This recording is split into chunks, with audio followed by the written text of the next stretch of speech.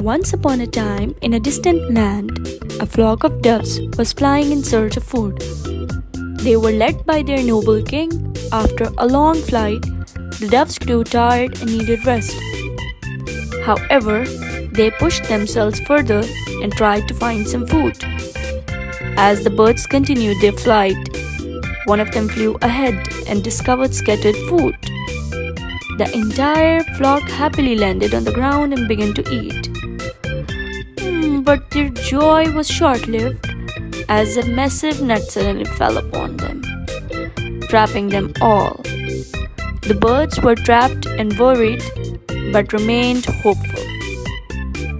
They were searching a way out of this situation by using collective intelligence.